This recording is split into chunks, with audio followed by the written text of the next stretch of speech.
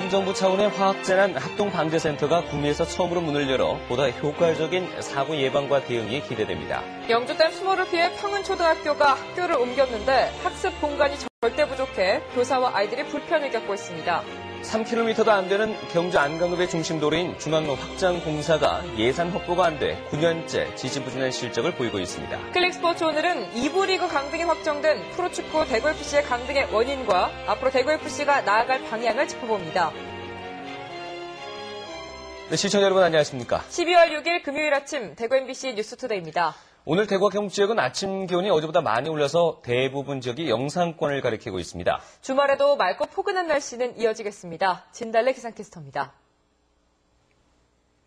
맑고 포근한 날씨는 계속 이어집니다. 특히 아침 기온이 많이 올랐는데요. 현재 대구의 기온 6도, 평소 영하권을 가리키던 안동의 기온도 오늘은 1도까지 높아졌습니다. 낮 기온도 10도 가까이 오르면서 활동하기 좋겠는데요. 다만 밤에는 다시 추워지니까요. 감기에 걸리지 않도록 조심하셔야겠습니다. 토요일도 역시 맑은 날씨가 이어지면서 등산하기 참 좋겠습니다. 아침 기온은 오늘보다 낮아지긴 하지만 평년 수준과 비슷하겠는데요. 다만 대기가 건조해져서 산을 찾는 분들은 불씨 관리 잘 하셔야겠습니다. 일요일도 역시 맑고 포근한 날씨는 계속되겠습니다. 날씨였습니다. 중국발 미세먼지 영향으로 대구와 경북 지역의 평균 미세먼지 농도도 현재 최고치를 기록하고 있다고 합니다. 취재 기자 연결해서 자세한 소식 알아보겠습니다. 박지영 기자 전해주시죠. 네, 대기오염도 실시간 공개 시스템에 따르면 오늘 오전 기준으로 대구의 평균 미세먼지 농도는 세제곱미터당 118 마이크로그램, 경북의 최고 농도는 138 마이크로그램으로 측정돼 대기 환경 기준인 100 마이크로그램을 훌쩍 넘어섰습니다. 이는 지난 한 달 사이 가장 높은 수치며 특히 경상북도는 부산에 이어 현재 전국에서 두 번째로 높습니다. 어제까지 심했던 수도권 지역은 미세먼지 농도가 약해졌지만 대구 경북 지역은 밤사이 오히려 수치가 높아진 건데요.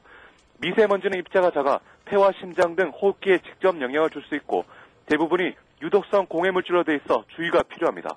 오늘 출근길에는 일반 마스크보다는 미세먼지를 효과적으로 막을 수 있는 황사 마스크를 챙기시고 반드시 손을 씻고 흐르는 물에 코를 자주 세척해주는 것이 좋습니다.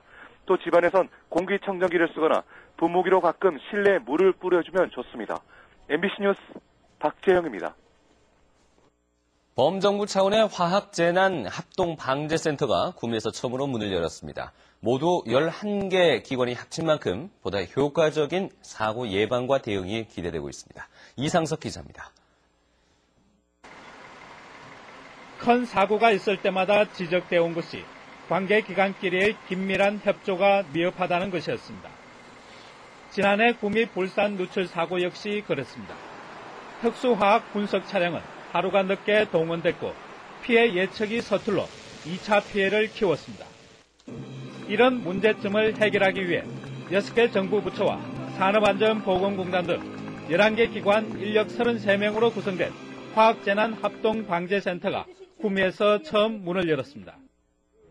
국민 안전을 위해서 정부 부처와 시도 자치단체가 또 국민과 기업이 함께 머리를 맞대고 협력을 해서 문제를 푼다는 그런 의미가 있습니다.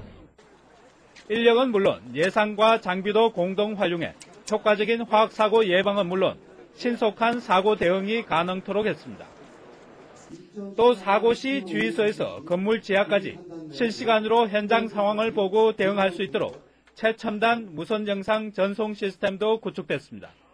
유사한 사고가 발생할 경우에 이제 공동으로 대처할 수 있는 능력이 생겼고 자연적으로 이제 시간도 축소가 될 거고 아마 사고 해결하는 데도 엄청난 도움이 되리라고 봅니다.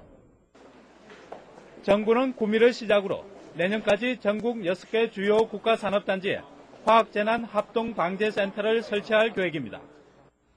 정부 부처 간 또 중앙과 지방 간의 칸막이를 허문 협업 시스템이 획기적인 화학재난 안전관리 체계를 구축할 수 있을지 출범 초기부터 관심을 모으고 있습니다. MBC 뉴스 이상석입니다.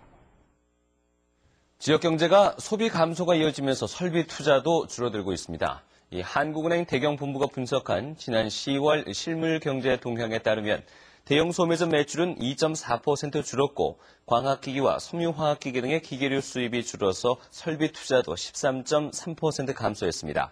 취업자는 지난해와 같은 수준이지만 고용률이 60.6%에 그쳐서 0.3%포인트 떨어졌습니다.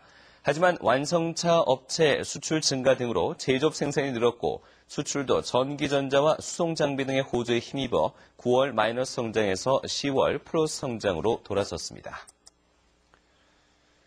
2013 대구 프랜차이즈 창업 박람회가 오늘부터 사흘 동안 대구 엑스코에서 열립니다.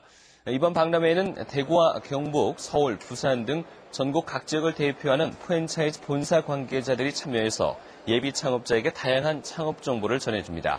또 성공 창업을 위한 무료 상담이 진행되며 창업 세미나도 열릴 예정인데 인터넷 홈페이지를 통해 사전 등록을 하면 무료로 입장할 수 있습니다. 영주댐 수모를 피해 평은초등학교가 학교를 옮겼는데 학습 공간이 부족해 교사와 아이들이 불편을 겪고 있습니다. 김건엽 기자입니다. 이번 주 세둥지로 이사한 평은초등학교. 수모를 피해 폐교된 옛 영은 분교장으로 본교가 옮겨온 겁니다. 25평짜리 교실 12칸이던 학교가 20평짜리 8칸 학교로 몸집이 크게 줄었습니다.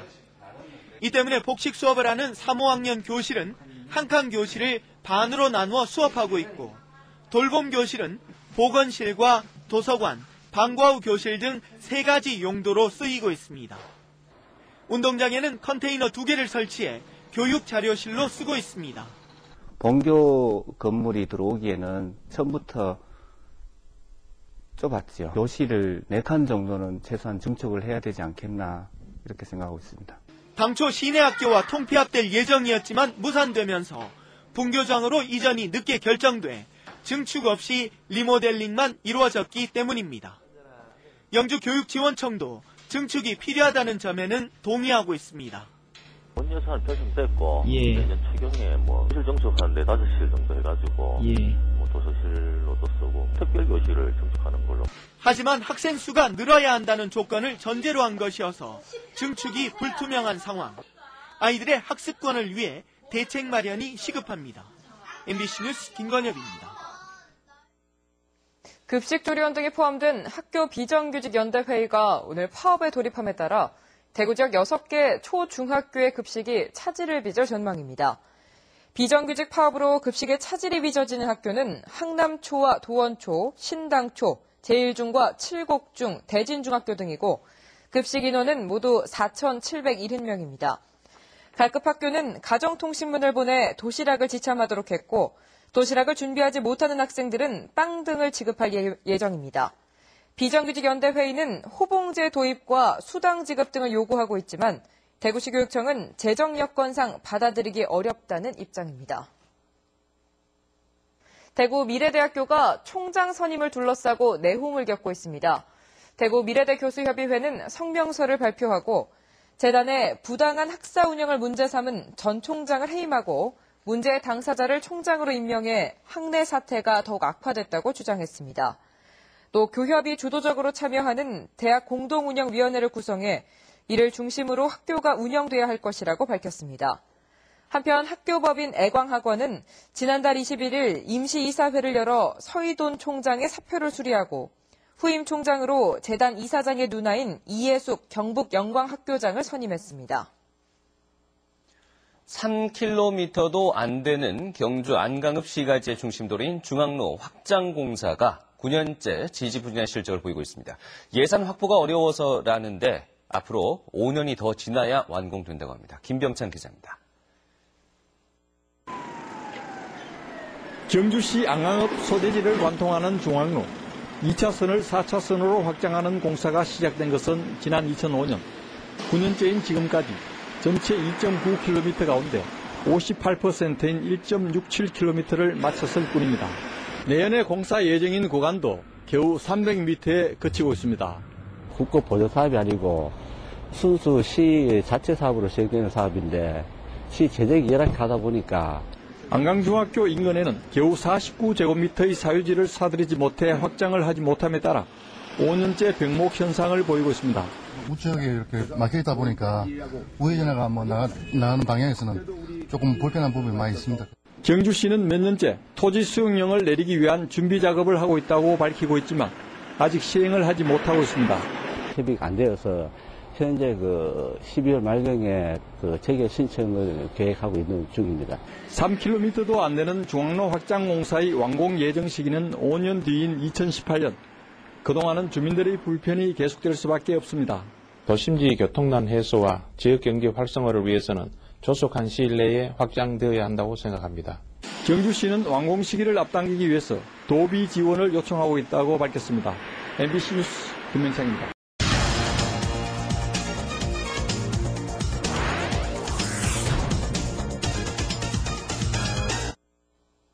2013 K리그의 정규리그 일정이 모두 마무리됐습니다. 대구FC는 이미 강등이 확정되며 내년에는 2부 리그인 K리그 챌린지에서 뛸 예정인데요. 오늘 클릭스포츠에서는 강등의 원인과 앞으로 대구FC가 나아가야 할 방향을 짚어봅니다. 서건 기자입니다. 현재 K리그에서 시민구단이 있는 광역시 가운데 인천을 제외하고는 광주, 대전, 대구 모두 2부 리그에서 2014 시즌을 뛰게 됩니다. 기업구단과의 경쟁구도 사이 그 머니게임에서 어찌 보면 시민구단의 강등은 당연한 수순. 구단 운영의 어려움에다 동계훈련에서 부족했던 체력훈련은 마지막까지 아쉬움이 남는 대목. 가운데서 이렇게 와서 보니까 체력적인 문제 또 조직력 문제 이런 것들이 조금 제 생각에서는 부족한 점이 있었던 건 사실이거든요. 이제는 강등을 받아들이고 앞으로 다가올 과제에 대한 준비가 더 시급합니다. 무엇보다 중장기적으로는 구단의 분명한 색을 수립, 팀 고유의 전통을 만들어가며 팬들에게 확실한 이미지를 심어줄 수 있는 기회로 삼아야 한다는 목소리가 높아지고 있습니다. 유소년 축구라든지 이 지역의 하나의 초중고 시스템을 어느 정도는 갖추고 있습니다. 이것을 통해서 또 시민군단의 색깔을 나타내고 그러한 색깔을 충분히 내면은 시민들한테도 사랑을 받고 또 시민들의 지속적인 지원을 받을 수 있지 않을까 그런 생각이 듭니다. 오는 12일로 예정된 이사회를 앞두고 팀 안정화 방안을 빠르게 찾겠다는 계획을 가진 가운데 올 시즌 아쉬움 속에서도 싹을 틔웠던 희망들도 잘 지켜야 합니다.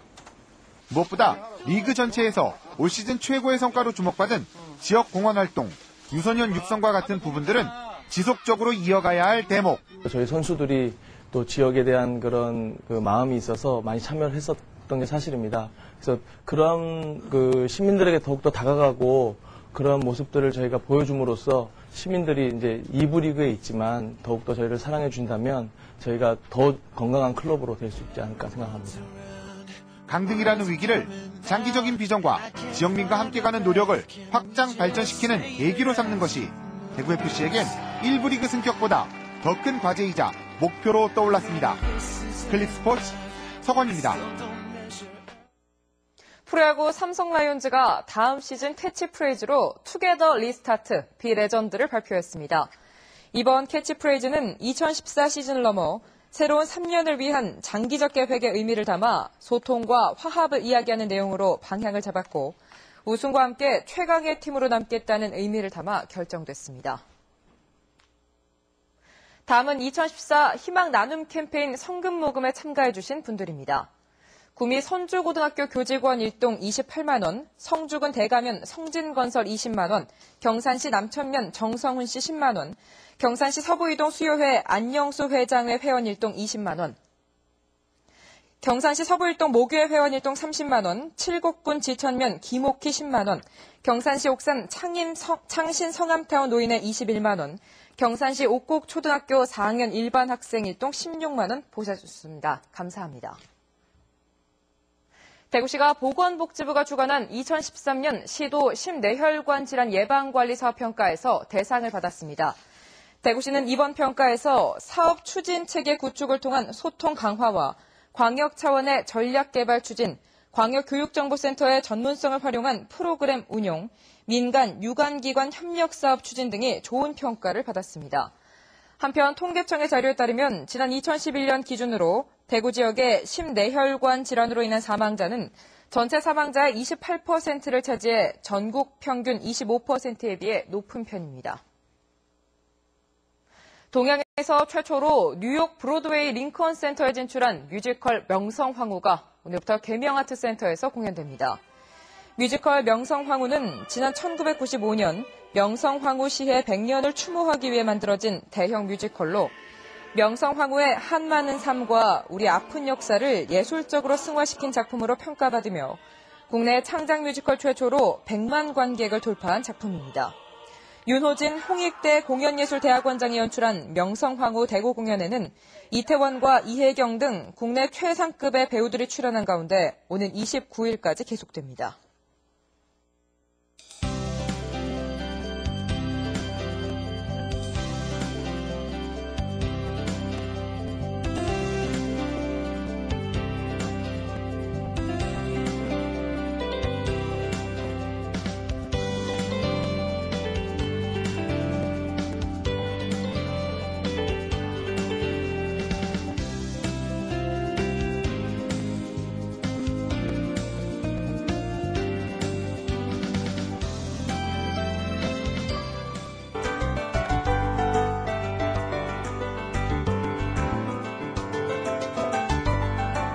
오늘도 맑고 포근한 날씨는 이어집니다. 오늘은 특히 아침 기온이 많이 올랐는데요. 현재 대구의 기온은 6도, 평소 영하권을 가리키던 안동의 기온도 오늘은 1도까지 올랐습니다.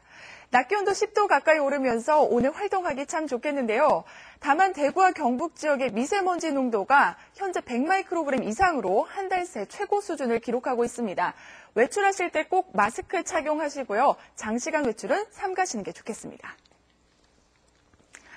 현재 고기압의 영향으로 전국이 대체로 맑은 상태입니다. 다만 아침 한기가 짙게 끼는 곳이 많겠고요. 울릉도와 독도는 오늘 5mm 미만의 빗방울이 떨어지겠습니다.